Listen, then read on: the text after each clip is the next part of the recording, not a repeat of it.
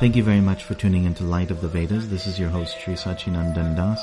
So we've been discussing the bringing down or writing down of the Vedas by the great sage Vyasa, his division of the one Veda into four, Rig, Sama, Yajur, Atharva, and then disseminating that Veda down into human society through the various shakas or schools.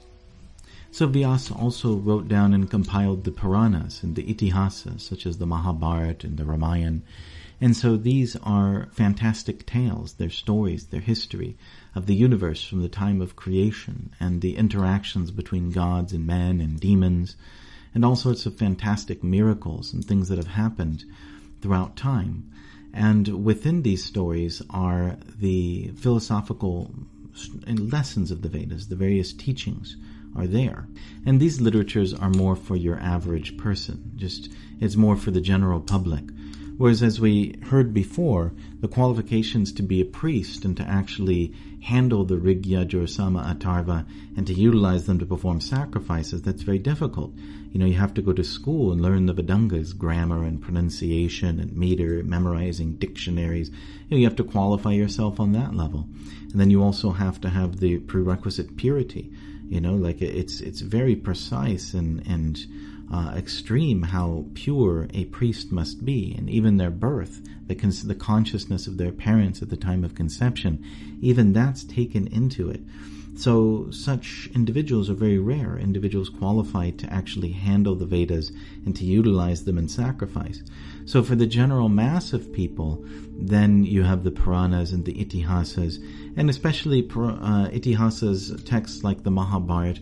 They're written for people who want to be entertained. Just like you see the mass of people in society, they don't really care too much about reading religious scriptures. They care more about movies and television and shows and stuff like that. People want to be entertained. And that's what Hollywood does, is they create fantasies and stories. And sometimes you'll see within these fantasies and stories, they'll embed teachings and lessons. For example, Lord of the Rings or something like that. There's great lessons within it. It's very entertaining. There's knights and there's romance. There's sort of like powerful warriors. There's demons. There's all sorts of different things going on. Monsters being slain. Huge battlefields going on. And yet, in the midst of it, there's deep spiritual deep spiritual lessons that are there. There's moral lessons that are there. The struggle between good and evil, the resistance of temptation. So it's kind of like, I think what J.R.R. Tolkien did is he took the various lessons of Catholicism and his experiences also in life and in World War I, and he sort of turned those and he presented those sort of spiritual lessons within a sort of glove or within a context of fantasy. And in this way people are attracted. And it's very impressive. Like, it impresses upon people deep moral lessons about life. And this is true of many different literatures and movies which are presented. They have a deeper spiritual meaning, a truth that's within them. And that's much of what art is. People are trying to convey these spiritual truths or these realizations about life to each other. And this is an ancient tradition. You'll see within Europe, for example, that's what the Druids did. In fact, within the priesthood of the Druids, one particular classification were individuals that went around and they told the histories, the stories about the gods, right? And about the history of their own people. And embedded within these histories are the same stories and lessons and philosophical teachings that the Druids learned. Or within the Greek world or the Roman world, you had the Iliad and the Odyssey. It's the same thing, like the teachings, sort of like the moral values and virtues of the Greek people are then put into the story of Achilles, fighting Hector and conquering Troy. And that was more or less like the religious literature for thousands of years within the Greco-Roman world. This was how they passed on the ideas of virtues to each other. And philosophical truths to each other. But it was very entertaining. You would have the reciter, imagine you're living in a remote village and you're a farmer or something like that. And especially back then, there's no television or anything like that, no radio, and they didn't even have books to read, by candlelight or lamplight. So in the evening, what would they do? Well, they would all get together and there would be the storyteller, the bard, right? And he's the guy who, he may be traveling village to village, or he may live in the village or something like that. And then he sits and everyone gathers around in the firelight and he begins to spin his yarn. Sometimes he's playing a lyre or something like that, accompanied by music, or there could even be, if it's an elaborate production, they might have some, theater troupe that participates and joins in. In the midst of the story, there's a break and they actually act out part of the drama. So in this way, the people are entertained. You have all the old men and old women and the parents and the children, and the whole village gathers around, and then they tell the story, Beowulf or something like that, and the people are entertained. And yet within that entertainment, there's spiritual truth. They're sort of getting at the kernel of the philosophy of that particular people and their religion. And so it was the same with the Vedas.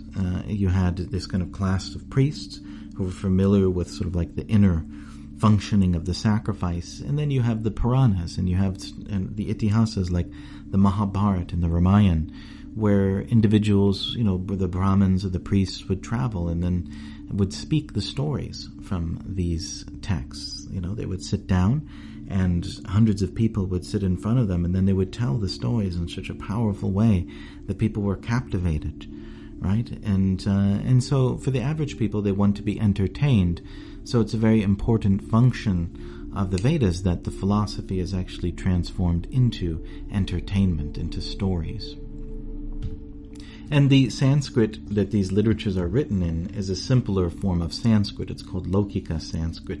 It's easier to understand. There's not these strict rules about how you're supposed to chant it according to the svaras or the melodies going up and down. All those various rigorous rules which apply to the performance of sacrifice, those aren't there in the recital of the Puranas and Itihasas. And so these texts, Vyasadeva, when he wrote them down, he gave them to the sage Ramaharshana Sutta. It's interesting because Ramaharshana literally means that his hair is standing on end from joy. It's like when he's reciting these spiritual stories, he's becoming filled with ecstasy and his hairs are standing up. He's so excited and tasting so much pleasure. So these different stories, they're very beautiful to hear, very pleasurable to hear. In much of the culture of India, the various things you'll find in song and dance and a lot of these stories, they come from these Puranas and stories like the Mahabharata and Ramayana. And so they're very pleasurable and very beautiful. And usually the way that these stories, such as the Puranas or Mahabharata, the way that they're told is that one individual is narrating it to another. It's kind of like you're listening in on a conversation between two sages or between one sage and thousands of people who are listening. So it's like the recollection of a discussion which happened somewhere, especially like in a holy place. And then through that recollection, then the story is told. And so after writing these Puranas and histories and Mahabharata for the average people to get spiritual gain through entertainment, then Vyasadeva wrote the Vedanta Sutra. And Vedanta literally means the end of the Vedas, right? It's the final conclusion. It is the sort of like the fruit of the Vedas. It's the sort of highest level of what the Vedas have to offer. That's the Vedanta. And then a sutra is a certain type of scripture wherein very complex philosophical concepts are sort of shrunk down into very small statements. And the reason is that these are easy to memorize. For example, in the Vedanta Sutra, it begins, atato brahma jigyasa, which means atato, now is the time for Brahma jigyasa. And Brahma jigyasa means to inquire about Brahman. And so this is something very small. It's like a small nugget of verses that's easy to memorize, and yet it has a very deep import to it. And if you come in a proper philosophical school, then you know how to interpret that very small saying. So, atato brahma jigyasa would mean now that you've attained the human form of life, now that you're a human being and you have the capacity, which is provided by the human body, to understand Scripture and to conceptualize about the absolute truth and to perform sacrifice and yajna and meditation and all these things. Now that you have this, you should utilize that life specifically to inquire about what is the absolute truth, and ultimately, not only what is the absolute truth, but how you should go about attaining it. What is the process to realize it? And then you should actually realize the absolute truth. So all of that is embedded within this very simple mantra, Tato Brahma Jigyasa. And then the answer to the inquiry, what is Brahman, is found in the next verse, Janmadyasya Yataha, that from which birth, etc. occurs. Right? So this is referring to the creation of the universe. The creation of the universe, and then the maintenance of the universe, or rather, as the universe exists, and then its final devastation and collapse. So the universe is considered to be sort of coming out of Brahman, and then, existing on the basis of Brahman, and then retracting into Brahman. Sort of like a spider spins out its web, and then the web exists, and then the spider draws it back into itself. So Brahman is that from which everything emanates, and that upon which everything is based, and that upon into which everything dissolves at the end. So this is just in, 2 lines, very short lines. There's a tremendous amount of philosophical knowledge there. And so there are 6 systems of Vedic philosophy, which we won't necessarily go into now, other than to say that this Vedanta Sutra is the very basis of one of those, which is known as the Vedanta Darshan, or Vedanta philosophy. And so different individuals within the Vedanta philosophy will then argue about or debate with each other about exactly what these sutras mean, and what are their, not only what the sutras mean, but, each particular aspect of the mantra, exactly what it's talking about, right? And so each Vedanta school has its own commentary on the Vedanta Sutras.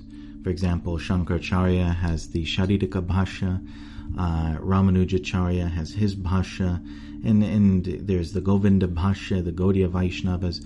So there's so many different commentaries or explanations about, in great detail, about what these sutras mean. And within these commentaries, as one is presenting their particular perspective, it has to be done according to a very strict system of logic. There's certain logical steps that one has to follow, and sort of like arguments that one has to address. So it's a very rigorous process. And those within the Vedanta traditions will debate about the nature of the absolute truth and how the absolute truth relates to the various energies of this world, as well as relates to the soul or the individual.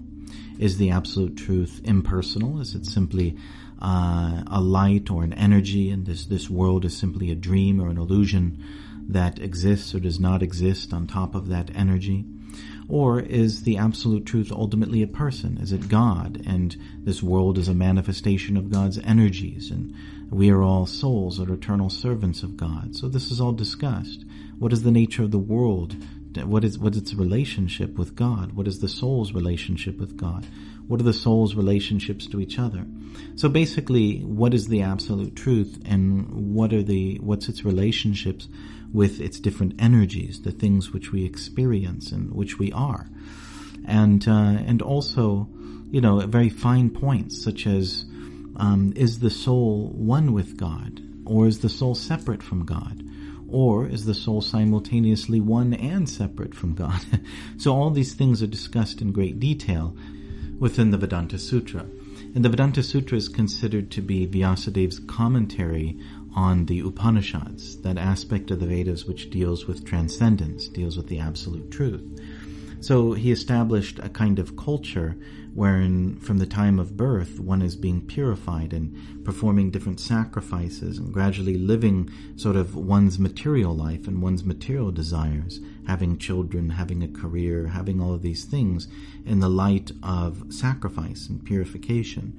And gradually, as one gets older and older, one is expected to become more inclined to understanding the path of transcendence, and essentially pure spiritual life, or trying to attain enlightenment and perfection. And one will study the Upanishads. And then finally, the sort of comparison and logical argumentation about what the Upanishads mean and their presentation in a very clear form, that's in the Vedanta Sutra. And therefore it's Vedanta, the end of the Vedas. It's that aspect of the Vedas which deals purely with the absolute truth and how to attain perfection. And the Bhagavad Purana explains that when Vyasadeva was there in the Himalayas in Bhadrakashram, and he had completed this enormous task, he'd systematically written down the Rig, Sama, Yajur, Atharva. He established these various Vedic schools and handed them out to his disciples, and all the different corollary literatures which support this system of sacrifice. He spoke, or rather wrote down the Puranas and the Itihasas, the histories like the Mahabharata and Ramayana, sort of presenting the Vedic philosophy in a way that is entertaining to the normal people or the average people. So he did so many wonderful things, and then finally he presented the Vedanta Sutra, this sort of commentary on that spiritual aspect of the Vedas, or what is the absolute truth. And yet still he was feeling dissatisfied, he was feeling despondent. There's something in this work which it didn't make him happy. It's kind of like, imagine somebody writes a novel or something like that, and after they finish, they feel like, what the heck, I'm not really happy, something's going on here. I left something unfinished, or it's not really, I didn't really do it in the way that I feel totally satisfied and happy. I must have done something wrong, but I can't figure it out, I've done everything very nicely, right? Everything is presented in such a wonderful way. Why am I not happy? And so while he was sitting like this on the bank of a holy river, the great sage Narada appeared. And Narada is known as a Devarshi. He's a Deva Rishi, meaning he is a great sage, and yet he has the body of a god. It's like, imagine if a god became a sage or a saint. And so that's Narada. In fact, he's not even a regular god. He's actually one of the mind-born sons of Brahma, meaning at the time of creation, the creator of the universe, Brahma, the demigod, the first created beings were these rishis that manifested directly from his mind. And these rishis, some of them became Prajapatis, and they populated the universe with the various species of life. And some of them were just simply great mystics who propagated spiritual knowledge within the universe. And so Devarshi Narada, he's actually considered to arise directly from the heart of Brahma, like he was born right from his heart. And he's an incarnation of bhakti, or devotion to God within the universe. And he is very prominent within the Puranas and the Mahabharata and different literatures. And he's like one of the prime gurus of the universe, and he's always appearing by mystic timing. He appears at these perfect moments, and he gives spiritual instruction, enlightening instruction. And so Srila Vyasadeva, feeling dissatisfied with the division of the Vedas and the writing down of the Vedas and sort of his presentation to human society, Narada appears before him, and Narada is his guru. So in the next episode, we'll discuss who Narada is and what his history is and where he comes from. So thank you very much for listening. If you found value in this, please like and subscribe. If you're listening on iTunes, please visit srisachinandana.com/iTunes and leave a positive review. Thank you again, and we hope you'll join us next time on Light of the Vedas.